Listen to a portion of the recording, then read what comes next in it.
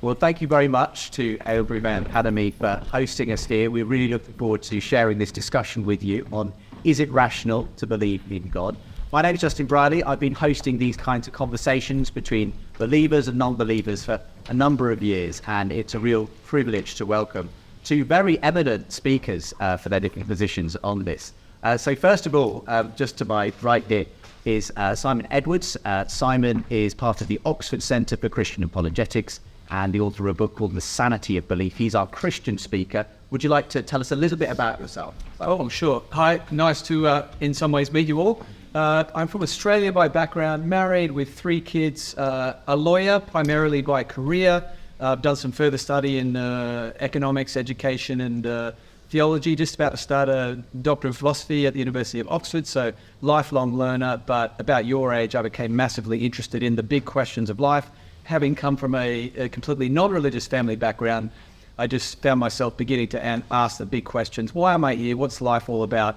And that began my journey of seeking and investigating that led me to where I am today, and I look forward to our interaction and discussion. Yeah, great stuff. Stephen Woodford is our other guest, but he's known online as Rationality Rules. He runs a very popular YouTube channel where he investigates these big questions as well from an atheist perspective. So Steve, would you tell us a bit about yourself? Yeah, sure. So as Justin said, my name is Stephen Woodford. I run the YouTube channel Rationality Rules. And I've been interested in the big questions ever since I was about 9. From my background, the answers I got were from predominantly a Christian background. However, I've delved into Islamic backgrounds, into Hindu backgrounds, been really interested in all of these questions, but my ultimate goal has always been pursue what's true, not what makes me feel good. And I have consequently come out as someone that thinks that all religion is not true in the fundamental sense that it's claimed to be true. Brilliant. Thank you so much. I'm really looking forward to this. I think it's going to be a very constructive discussion. I think it's really good that we can actually model two people with very different perspectives, but actually having a fruitful civil conversation. The way we're going to structure this is that, first of all, Stephen is going to present his case against God being a rational belief. Simon, his case for the rationality of believing in God.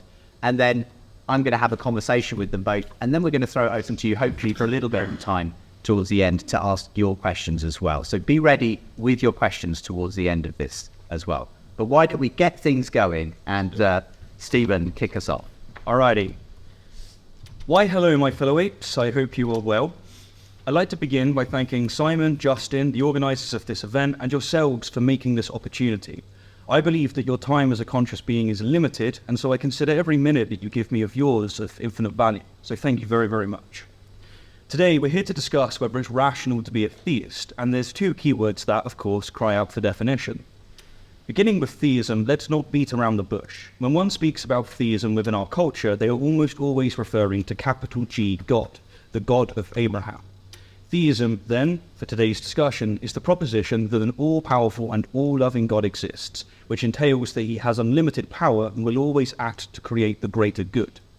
Now let's define rationality. Rationality is the quality of being based on or in accordance with reason or logic, and I think that it's best conveyed through an example. Hundreds of years ago, it was rational to believe that diseases such as cholera, chlamydia, and the Black Death were caused by miasma, bad air. However, today, we know that these diseases are not caused by bad air at all. We in fact have so much evidence to the contrary that we now consider it irrational to believe the miasma theory of disease. A belief is rational, then, if and only if that belief is in accordance with the reason and evidence that's available to the believer. So, yes, most of our beliefs are rational, but that doesn't mean that they're true. We're not here to discuss whether or not theism is true. We're here to discuss whether theistic belief is rational. And of the beliefs that we hold that are rational, we typically maintain them because we haven't considered, much less recognized, the absence of their evidential and logical support. Instead, we've leaned on intuitions, authoritative figures in our life, and cognitive bias. That said, there is a pretty famous other way of maintaining irrational beliefs that some even venerate: faith. Per Hebrews 11, faith is the substance of things hoped for, the evidence of things not seen. To have faith is to believe in a proposition despite there not being sufficient evidence for doing so. So there's our keywords front and center. Not surprisingly, my thesis tonight is going to revolve around what's known as the problem of evil. By virtue of God being all-powerful, we know that he wants to prevent evil. and by virtue of him being all-loving, we know that by virtue of him being all-powerful, we know that he can prevent evil, and by virtue of him being all-loving, we know that he wants to prevent evil.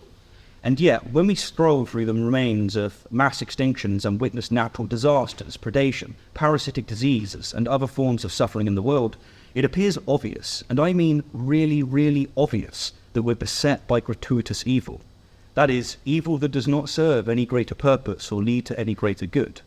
This poses a significant problem for Simon, and indeed all believers of this classical God.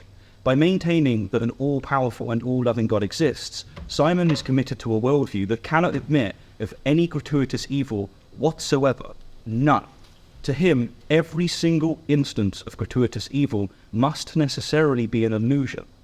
So when, for instance, we discuss a mass extinction in which millions of sentient beings suffer horrendous and often prolonged deaths, rather than recognizing that, yes, gratuitous evil exists, Simon has to spin a story, a theodicy, so that he can confidently declare, this must be for the best somehow. And Simon must do this with every instance of apparent gratuitous evil. This can't be stressed enough, be it natural disasters such as earthquakes, tsunamis, and forest fires that wipe out entire lineages, or human atrocities such as the Holocaust and the Rwandan genocide. Simon must continue to insist that, well, I know that it doesn't look like it, but this must be for the best somehow. Continuing, we have leukemia in children, infectious diseases such as malaria, smallpox, and HIV, birth defects that often deform and cripple an animal's capacity to survive. Then we have predators such as lions, crocodiles, and snakes that must, I repeat, must inflict untold horrors on sentient beings just to survive. And what about parasites, the life cycle of some requiring the consumption of their host from the inside out? This teleological evil, we're told, must be for the best somehow. To believe this, I argue, is to be profoundly irrational. Now, in my experience, theists tend to fail in grasping the irrationality at play here, so let me flip the script. Suppose that I believed in an all-powerful and all-evil God, which entails that he has unlimited power and will always act as to create the greater evil. And when Simon presents me with something that's seemingly gratuitously good, such as children playing as they cultivate lifelong friendships and love, I argue that this is an illusion of good. Can't you see that God has intentionally allowed for moments of good as a way to intensify the suffering that follows? After all, if you didn't love that person before God gave them cancer, then you wouldn't have experienced the pain that you still do even to this day. Then suppose that you give me countless other examples of this gratuitous good, and I didn't budge at all. No, I confidently declare, I know it looks like it might be good, but I assure you, this must be for the worst somehow. Technically, I would indeed be telling a consistent story. My theodicy provides a possible account, but mere possibility doesn't imply high probability. The fact that it's possible that an evil God exists doesn't mean that it's rational to believe as much. You may find the evil God conception that I've just given facetious, but make no mistake about it. This is a parody of the irrationality of Abrahamic theism. The last thing I'll bring up is what's known as soteriological confusion. According to the vast majority of theists, God, in his goodness, offers salvation, and lacking this salvation, this great gift, has eternal consequences.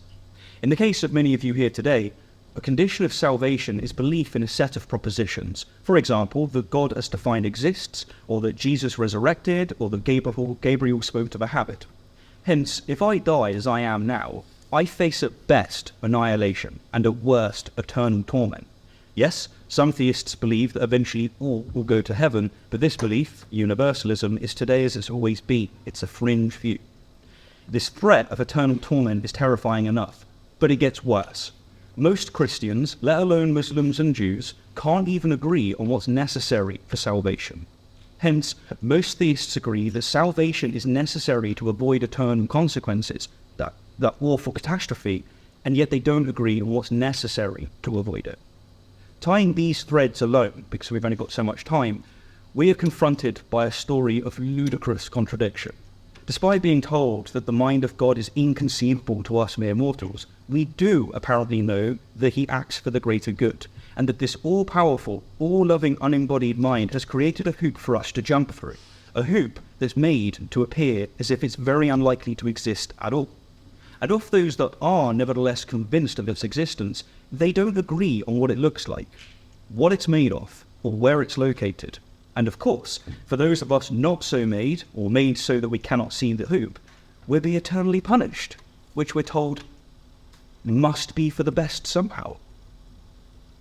I propose that this is the most absurd, ridiculous, irrational tale ever sold, and it's bought with emotional currency. It's due to our hopes. It is not bought with rationality. Thank you very much, Stephen. So let's see your case for the rationality of believing in God. Simon. Thanks. So I think it is very rational to believe in God, and I'm going to give you 3 arguments to support my claim. But firstly, I want you to all to imagine that one day you walk into your back garden and you see on the grass leaves spelling out the words, "I love you, Brian." Now, this might be very confusing for you, especially if your name is not Brian. But let's assume your name is Brian in this instance. What would you suppose is the cause of this phenomenon? Well, one hypothesis is that someone in your house has raked the leaves in order to give you just a lovely message when you wake up and go outside. Another hypothesis is that the wind has blown the leaves and they've landed in such a way to form the words, "I love you, Brian." Which one would you most likely believe? Well, the first one, right, obviously, because even though it's physically possible that the wind could have blown the leaves that way, it's such a striking feature of the leaves that they spell the words, "I love you," that it makes the family member hypothesis so much more probable than the wind blew them their hypothesis. And similarly, when it comes to evidence for the existence of God, the way that I like to think about it is that there are several striking features of this universe that we live in that seem to make the existence of God so much more probable than the non-existence of God. The first is to do with rationality, the second with design, and the third with morality. And from each of these, I will share my 3 arguments for belief in God. So firstly, rationality. One big problem facing atheistic belief is a type of argument known in philosophy as the argument from reason for God or against atheistic naturalism. The philosopher J.B.S. Haldane famously put it like this. He said, "If my mental processes are determined wholly by the motions of my brain, I have no reason to suppose that my beliefs are true. They may be sound chemically, but that does not make them sound logically, and hence I have no reason for supposing my brain to be composed of atoms." What's he saying? Well, in other words, he's saying atheism seems to be a self-defeating belief, the belief that we live in a godless universe and everything is just physical. Why? Because in a godless universe where everything that exists, including our minds, is but the product of mindless, unplanned, unguided processes, then on what basis, what rational basis can I trust that anything my mind tells me is true, including the arguments that led me to atheism? In contrast, belief in God is not self-refuting because if God exists, there is an intelligent creator behind it all, and we have good reason, therefore, to trust in the intelligence of our minds and the intelligibility of the universe around us. Atheistic belief also poses an even deeper challenge if one believes, as most atheists do, that our minds have evolved through unguided evolutionary mechanisms of natural selection. And that's because natural selection does not directly select for true beliefs, but rather for advantageous behaviors. But if this is true, then it must also be true that the human mind, which has evolved primarily through this process, has evolved primarily to serve evolutionary success, not truth. But if that's true, why should we believe anything our minds tell us is true, including the belief that our minds have evolved through unguided evolutionary processes? This argument is known in philosophy as the evolutionary argument against atheistic naturalism, an argument made famous by the philosopher Alvin Plantinga. But Plantinga points out it's not a problem for guided evolution, the idea that evolution was guided in some way by God, because as Plantinga writes, if God has created us in his image, then even if he has fashioned us by some evolutionary means, he would presumably want us to resemble him in being able to know things. In other words, our minds being rational. So that's the first one, rationality. Second one is the design argument for God has received a huge turbo boost in recent years, thanks to the discovery by physicists that our universe is finely tuned for life. And what they mean is that our universe has at least 30 or more scientific properties, such as the force of gravity or electromagnetism or dark energy, each of which, like precise dials on a radio, are finely tuned to the precise magnitude that we would require in order for life to exist. The incredible thing is, had any one of these dials been off by a billionth of a percent, you and I wouldn't be here because no life would exist. And the reason this fine-tuning argument points so powerfully towards the existence of God is that the chance of this, the likelihood, the probability of this all happening by chance has been compared to the same probability of someone, if you can imagine it, shooting at a target on the other side of the known universe 20 billion light years away. It's quite a long way, by the way, while blindfolded and hitting the target, which is this big, bang on. In other words, for all practical intents and purposes, impossible. And yet, the universe did. Here we are on the knife edge of existence. As one atheist cosmologist has put it, Sir Fred Hoyle, just a common sense interpretation of these facts would suggest that a super intellect has monkeyed with the physics and the chemistry. So the third one, we've looked at rationality, we've looked at design, finally, morality. It was the philosopher Immanuel Kant who said, "Two things fill me with awe, the starry heavens above me," well, not right above me right now, "and the moral law within me." And most of us intuitively recognize the existence of a moral law. Most of us intuitively recognize, in other words, that some things such as bullying or racism or sexual abuse are objectively wrong and always would be objectively wrong. And philosophers, both ancient and modern, have argued that the existence of this objective moral law points us to the existence of God as the only good explanation for this objective moral law. And this argument's sometimes called the moral argument for God's existence. And it's a strong argument because in order to defeat it, you either have to deny the existence of an objective moral law, or you have to offer an explanation for an objective moral law in something other than God. But both of these are very challenging. The first one's usually challenging because if atheists will deny the existence of an objective moral law, they must be willing to affirm that things like bullying or racism or sexual abuse are not objectively wrong. But that's something fewer and fewer philosophers today are willing to do, not least because it goes counter to some of our deepest intuitions as human beings. On the other hand, atheists who would uphold the existence of an objective moral law without God face the immense challenge of explaining from whence such a law could derive, not least because, as the atheist philosopher J.L. McKee famously pointed out, it would be very strange for an objective moral law to exist in an impersonal and purposeless universe in which everything boils down to the basic particles of physics. Because if you think about it, how would an impersonal universe, how would the basic particles of physics have an opinion about anything, let alone an opinion about how you should live our lives? So there we have it in brief. 3 arguments for the existence of God from striking features of our universe. One from rationality, one from teleology, one from morality. Put them all together and they form a powerful cumulative argument for the view that the existence of God is more probable than the non-existence of God, and therefore for the view that belief in the existence of God is more rational than the alternative. Thank you very much. Why don't we give both of our debaters a round of applause for that? Well, we're going to be spending some time kind of opening up some of those issues that have been raised by both Stephen and Simon. I'm going to start with you, Stephen. Responding first of all to the first of those arguments that Simon raised, because you're called rationality rules. Well, what's your response to this idea that God makes sense of the fact we can do reasoning and rationality? so the proposition that we're discussing today is belief in theism rational? Being able to, even if we accepted that atheism is irrational, the first thing to note is that that's not an argument in favor of theism that's very strong. Rather, you're going to get there by default by showing that the alternative is false. The way that Simon defined atheism is that all atheists necessarily affirm naturalism, which is just false. Most atheists don't actually affirm naturalism. So it's actually a very critical mistake in terms of logical fallacies and logical deductions.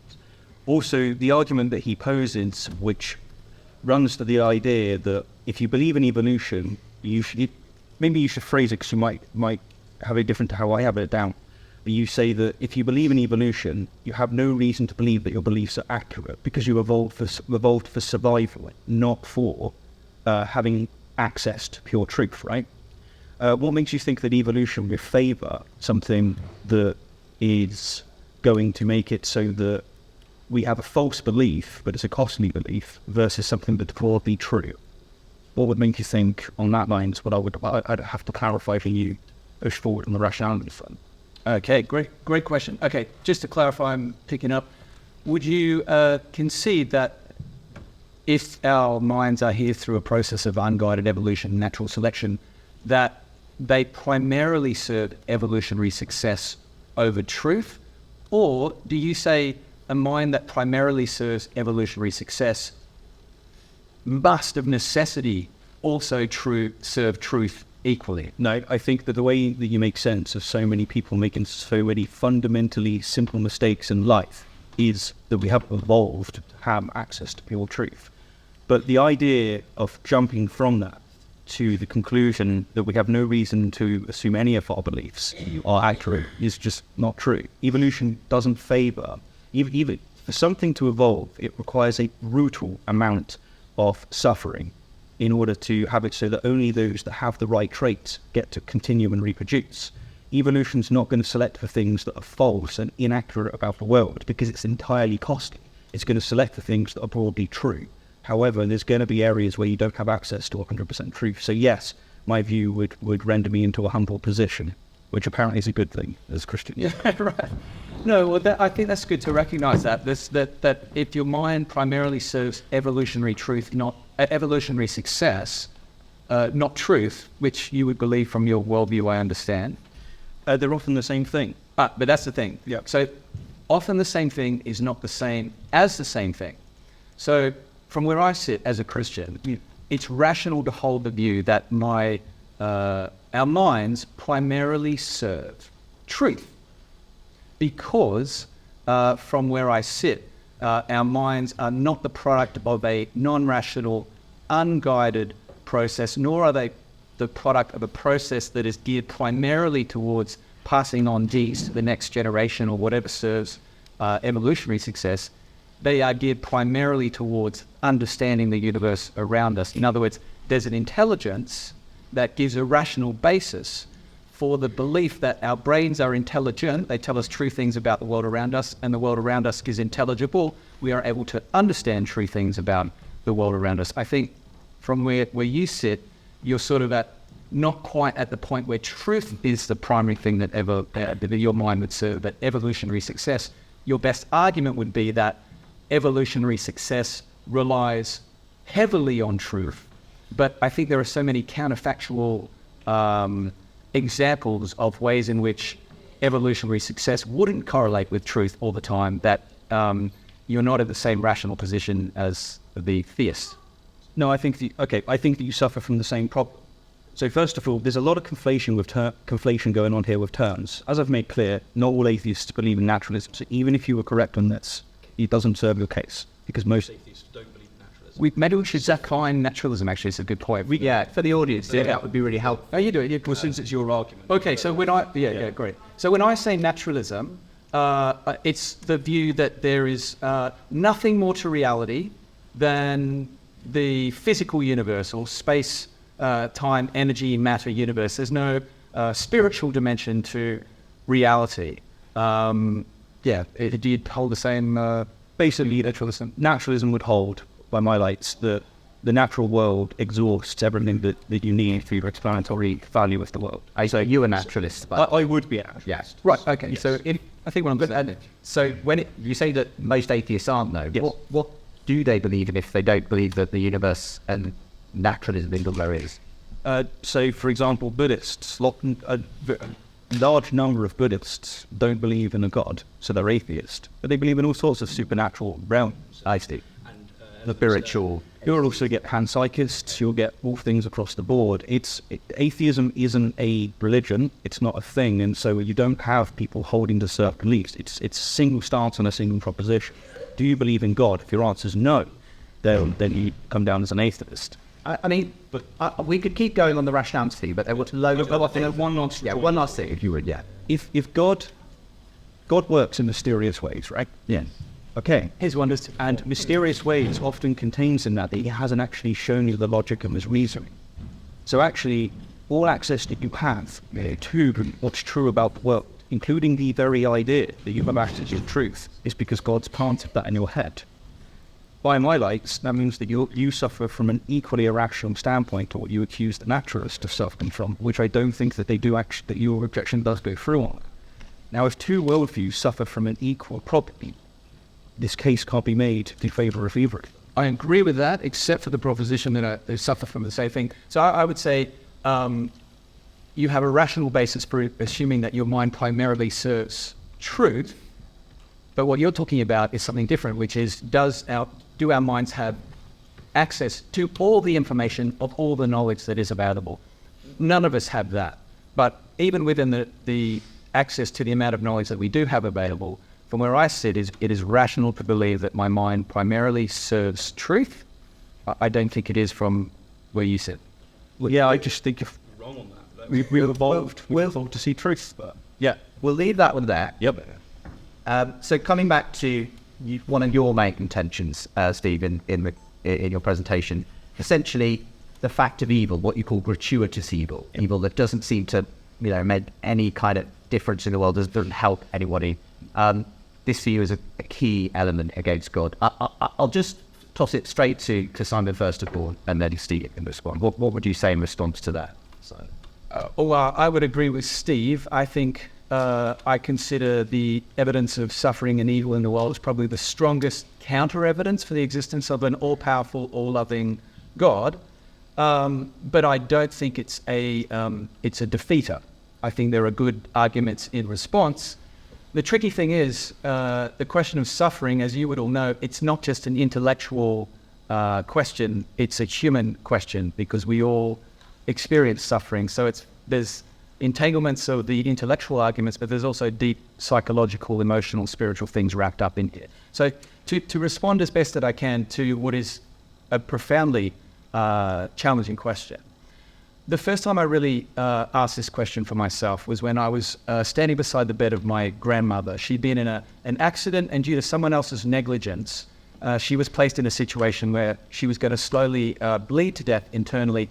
There was nothing the doctors could do. So for days, I was standing by her bedside, seeing her racked in pain, agonizing, breathing, trying to breathe until she died. And I just remember crying out, because I was a Christian at that stage, why, oh God, why are you allowing this seemingly unnecessary suffering to happen? Why? Now, later I was subsequently comforted to know that this is a question that you find within the very pages of the Bible itself. So I'm speaking now as someone who's a Christian believer in God. You get this question, people in the Bible asking, why, oh God, why? So it doesn't take the Bible by surprise. It's not as if it's a surprising question in that sense. Also, if you read the Bible, one thing you realize as well is when you and I look at the world and see the existence of suffering and evil, and we have this intuition that the way the world is not the way that it should be. There shouldn't be the things that Steve talks about. The Bible actually confirms that cry of our hearts, that things are not the way that it should be. I don't think an atheistic belief can affirm that instinct, because if Steve's belief is true, then the way things are is just the way things are. It's just that. The universe is just full of blind, pitiless indifference. Some people get lucky, some don't. That's just the way things are. So I think Christianity affirms that. The other thing I would say is it gives us a picture of life that is not limited to just what happens in this world. It says that you and I are eternal beings created for an eternal future, which means that there is both this life and there is an afterlife, which means that any weighing up of things must take into account God's resources of what he's able to do in an afterlife. And we certainly do get a sense that talks about he will wipe away every tear from people's eyes, and there are things like that. From a philosophical perspective, there are very respected arguments in the literature, such as the argument for the best of all possible worlds, free will defense, soul-making theodicy. We could go deep dive on all that, but obviously we don't have heaps of time. But it's not, I think you said something like people will spin a story to, the respected philosophers in academic institutions take these theodicies, as you've referred to them, seriously. And finally, I think I'd make the point that one of the things from where I sit as a Christian is that uniquely, God didn't just look on our suffering indifferently from on high, but actually entered into our broken world, experienced what it is to be betrayed, rejected, humiliated, tortured, and ultimately executed on a cross. In other words, he knows what it is to suffer, and there is a promise that he can come alongside us in our suffering, even if in this life we can't do anything more than say, why God, oh why. He can be with us, and he gives us strength to not only get through suffering, but also to be an agent of help to others who are suffering as well. Steve, It's a lot to unpack. Yeah, I'm going to do my best, but I'll keep it brief. The first thing is that you said that an atheist can't make sense of the suffering in the world and of the moral indignation that we feel within us. And with this bit, how would you rephrase it? that can't make sense of our instinct that the way the world is not the way that it should be. Okay, so if you just accept evolution by natural selection, which you can do as a theist, most Christians today now accept evolution. It's increasing massively among Islamic communities as well, because you can have that as part of your ontology, as part of your beliefs. If you evolved as a social species, then certain things are going to evolve, aren't they? Such as looking after those that you care about, such as really appreciating if someone sacrifices themselves so that you can continue with your life. This is why motifs such as Jesus' resurrection hit us hard. I have a complete explanatory value for why these things are important, why all of these religious stories hit us so hard, and why we have these intuitions in general, very much explained for us being a social species. The second thing you said is that professors take very seriously the theodicies that you mentioned. Is that why most of them are atheists? Because there's this issue here that those that most study God's word have a far higher chance of becoming an atheist. Of those that study philosophy, nearly 75% of them say that they don't believe in God. What's going on? Does Allah not like intelligent people? The same with the sciences when it comes to this.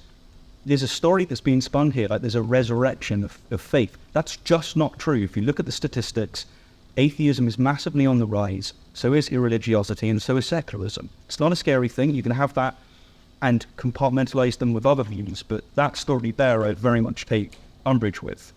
The other thing I want to mention about, this is why I opened with the problem of evil.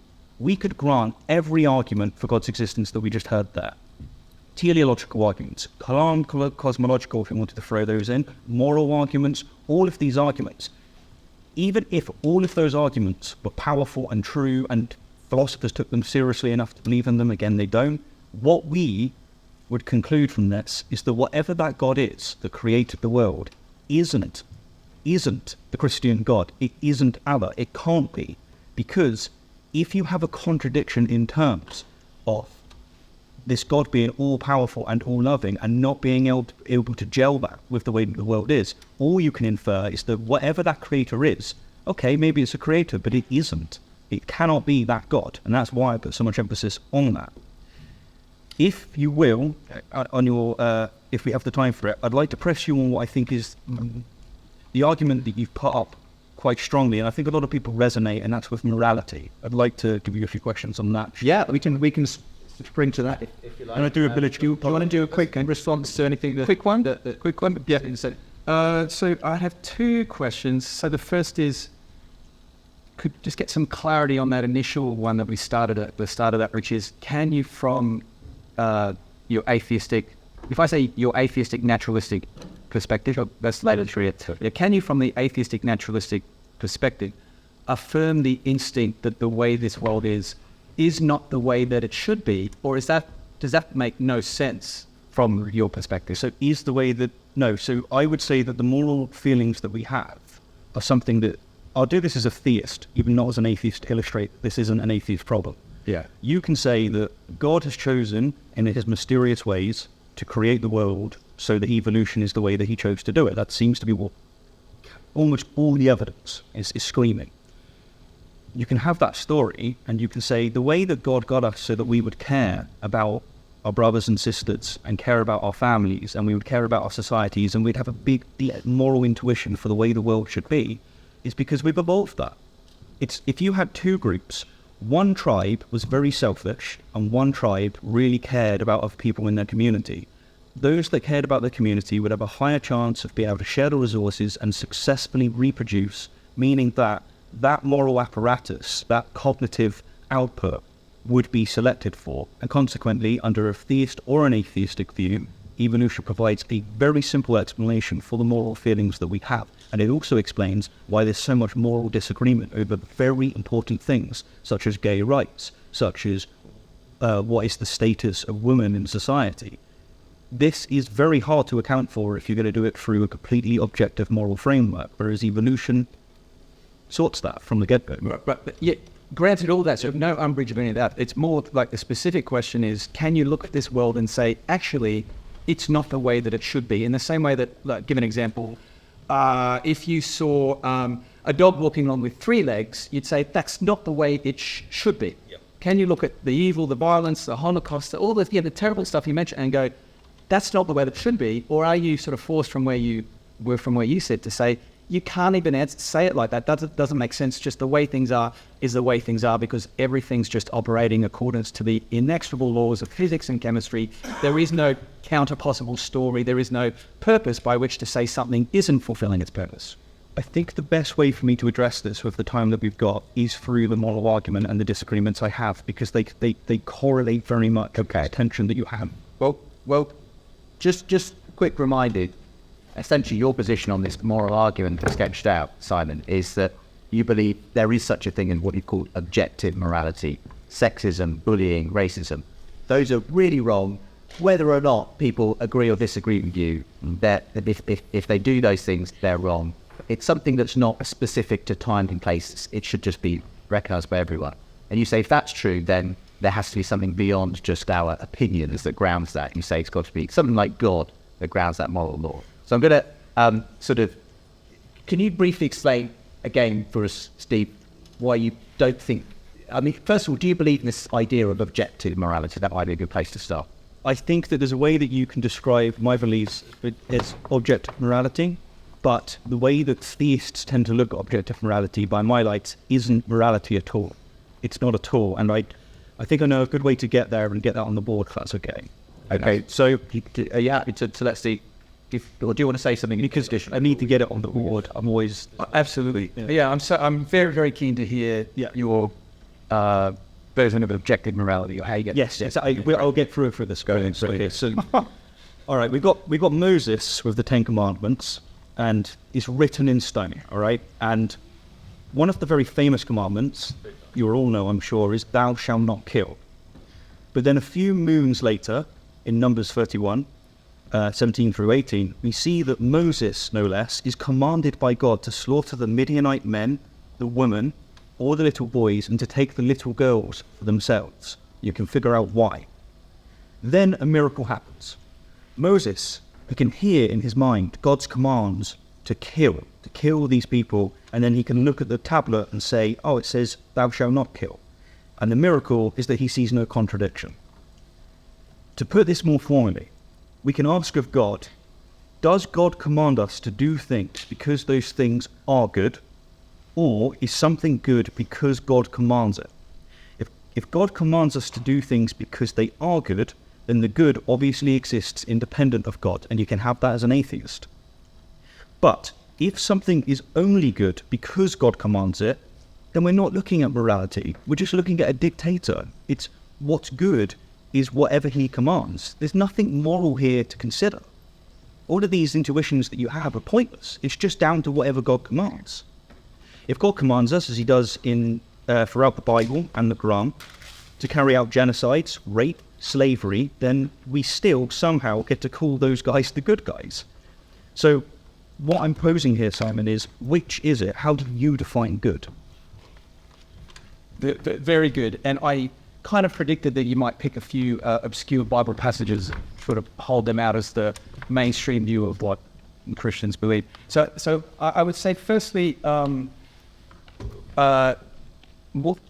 you would agree, I think, that your question only makes sense. Like, does sort of some religious views, such as some Christian views, hold up to some moral standards, you would agree with me, I think, that the moral standards that you're holding them up against are probably the moral standards that have historically resulted from the influence of the Bible, ironically, on our society over hundreds of years, at least here in the West. I.e., to say, if you were to say, all right, let's take, how many people are out here in the audience? If you had been living prior to the historical impact of the Bible on our planet, most of you would be somebody else's property. Why are most of you not somebody else's property today? Well, it's because of the historical impact of probably the most game-changing idea of world history, which comes from the beginning of the book of the Bible in Genesis chapter 1, verse 27, which says, every person is created in the image of God. In the image of God they are created, male and female they are created. So every person has value and dignity. Totally agree with and totally valid that you would pick some really tricky verses from the Old Testament and say, how does this square against your views, etc. The one in Numbers 31 that you mentioned is fairly easy to respond to, actually, if you're familiar with Numbers chapter 25 and the context of what was going on with the Midianites. And If I may, yeah, my objection isn't on this tangent. yeah. My question is really simply, is something good because God commands it? Oh, the youth of road dilemma. Yes. Yeah. Okay. Does God command it because it's good? Great. Great question. That's what I'm driving at. Okay, great. So the Euthyphro dilemma, if you're familiar with it, you're on a horns of a dilemma, as Steve's pointing out. On the one hand, if God just does what is good, it seems like the good is something higher than God, so there's God's accountable to something higher than themselves. But if good is just whatever God does, it seems to make goodness arbitrary. The answer to the Euthyphro dilemma, I think, is that God commands what he does not because it is good, but because he is the good. What does that mean? Well, it means that the idea that we have that there is such a thing as objective goodness, from where I sit, is rooted not in some abstract concept that floats around in space, but in the person who created everything.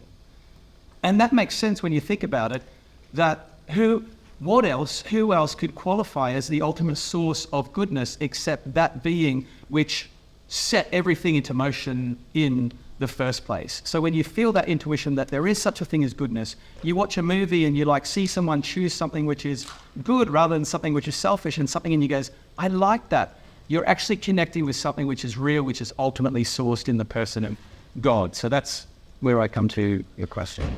Yes. So in the literature, this is the most common rejoinder that you'll get to the objection that I raised.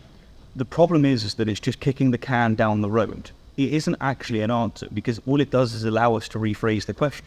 So we can ask Saad, is God good because what he aligns with is some goodness that was already present, or is he good because he defines what good is by his very existence? I don't think you've provided an answer to the dilemma. You are stuck with either having to admit that morality exists independent of God, or that morality isn't morality, it's just following God's preferences. The dilemma succeeds, by my words. I respectfully disagree, my learned colleague. I would say that God is the good. But for that to even make sense, you've got to think, do you recognize that there is such a thing as the good? So when you and I sit here and go, there is such a thing as the good, I know it in the depths of my soul, my deepest intuition. The question is, what is that? Is it an abstract concept floating around? What's it rooted in? What's it sourced in? I'm saying it's sourced in, it comes from God. You are experiencing a transcendent sign of who God is. If you don't believe that there is such an objective good, if that intuition doesn't help you or lead you to that conclusion, then you're probably just going to say whatever God says, that's just completely arbitrary. So it really depends if you recognize objective goodness. We should probably start to draw things together. So we've got at least a little bit of time for our students here to ask some questions. I appreciate there's lots more that you both raised that it would be great if we had time to talk about. But I do want to, if we can, and maybe we'll be able to continue some of this conversation with some of the questions. So this is your opportunity. If anything that's been said has sparked a question or a comment, please do raise your hand. Because we don't have a mic on you guys, I will repeat your question for the benefit of the recording and everything. Are there any questions that you would like to ask either of our guests today? Do feel free to raise your hand. Who's got a Nick? See one or two people wondering if they'd like to. Do we have any? I think we've settled the debate. Well, yeah. I can throw one out if you're waiting for the students. First person is always the bravest. Yeah, it's very cutting. If Yes. we have someone, okay, just shout your question out. Do you believe the stories in the Bible are real? Okay, so I guess there's a lot of stories in the Bible. Well, first of all, Steve, Obviously, that question's for Steve, right? just kidding. Do you want to? Why don't you start, sort of? Good. Yeah. Yes is the closest answer with a little but. Not a big but, just a little but at the end. Obviously, if you read the Bible, just very quickly, it's a collection of different books, and some books are clearly historical records of what happened. Some books are poetry, and some books are... And so, there might be some stories in there, like, let me give you an example. Jesus told the story about the Good Samaritan, or about the prodigal son. I really believe Jesus told those stories, but I also believe that they were stories, i.e. parables. They didn't happen in real life. They were a story Jesus told to communicate a greater thing. So it sort of depends what you mean, but your overall, yes. Do you want to add a comment, Steve? Yes, I assume you want my answer as well. So I'd give you, I think some of the stories in the Bible are true, but plenty of them are not. If you look at scholarly consensus, for example, most of them don't believe that Moses existed at all. If you take whether or not Jesus existed, yes, Jesus almost certainly existed, but it's a mistake to think that because he existed, he resurrected and did all of these other claims that are made in the Bible. Similarly, I'd say the same with the Quran. Did Muhammad exist? Yes. Did he conquer the Arabian Peninsula? Definitely. There's lots of evidence for it. Did he, was he spoken to by Gabriel? Was the miracles that are spoken about in the Quran true? No, I don't think it's true, and I don't think that an all-loving God would require us to believe something that so obviously is not something that you can take seriously unless you're born and bred to take it seriously, which is what happens culturally. Okay, we'll leave that one there. Any more questions we have? Okay, yes, please just shout your question out. Evolution was a theory. Where does people come from? So if evolution wasn't a theory, where would people come from? Well, where do you think people come from? Maybe you can start with this one. Great. So ultimately, I think all of us are not here by accident.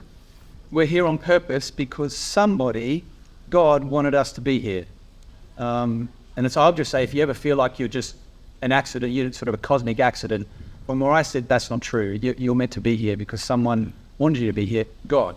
Now, as to the second question of how God did that, hugely open to the idea that God could have used mechanisms of natural selection and, let's say, guided evolution. The jury's out in my mind as whether macroevolution in its entirety has the explanatory value, capability to explain everything of what we're here today. There's actually an interesting sort of trend in the literature for people saying, oh, we're looking at the maths and we're running some statistics and numbers here and we're seeing some difficulties with some of the explanations that evolution might offer for everything, but I think it does offer explanation for lots of things which are really helpful. Yeah. Yeah, sure. So Simon just described evolution and that account, meaning that you're an accident. Only people that don't know what evolution by natural selection is says that. Evolution doesn't say that you're an accident. The selection force that brings you about is anything but an accident. Unfortunately, that's something that's taught by people that don't believe in evolution because it's known as a straw man. You want to make out of you to be weaker than what it is so that hopefully people would dismiss it, when actually there's a reason why the vast majority of scholars accept it, and the more educated someone is, the more likely they are to accept it. But your question, I love it because it pertains to something that I think is... I'll put it this way. Before evolution was put on the board with Charles Darwin, and before we managed to make further progress and figure out all of the evidence from all of the different sources that correlate to it, that attest to its truthhood, I actually think that it was very hard to look around the world and go, well, look how complex we are. Look at our hands, look at our eyes, look at, all of the delicacies, look at our intuitions, look at everything that we have. If we don't have a natural account of how that occurred, how is it that we got about? And I can understand entirely why religious stories had the monopoly there. I would even say that under that rubric, under that title, it's rational to believe that you were probably created by something. We're very fortunate in the sense that we live in a time and an age where evolution has made it very clear that if God exists, he chose to use evolution. The only people that still believe otherwise are basically in bubbles. Can I just come back just to Simon? Because I think Steve's saying you don't understand evolution if you say you're an accident. But I think I know what he means. You mean everything operates according to the inexorable laws of physics and chemistry, so in that sense there are no accidents. Is that? No. So, okay, so When I said accidental, I mean there was no intention, there was no purpose in you coming here. It's blind, unguided, non-rational forces that are in operation. That's what I mean. So I could have been tidier on the language, but I understand where you're coming from. Yeah, it's just what it does is it serves to portray evolution to be something that it's not. Like it's like this idea that evolution thinks that it's like a Boeing 747 plane being assembled out of the wreckage after a tornado sweeps through it. It's just very tiring to hear this myth. No, I agree. It's like it's not random at all. I think evolution But evolution didn't intend Stephen in a sense. Right. No, if you define accident as anything not deliberately designed, then yes, you can call it an accident. But I don't think that that's a very fair way to do it. I feel like we've only just got started, but we're already running up against time. Can we just get a round of applause for both of our guests? If you want to find out more, if you need these questions, they for Stephen's YouTube channels, Rationality Wings. Simon is also available, if you look him up, Simon Edwards, the Oxford Centre for Christian Apologetics. They've got loads of great sources as well to explore the God question. But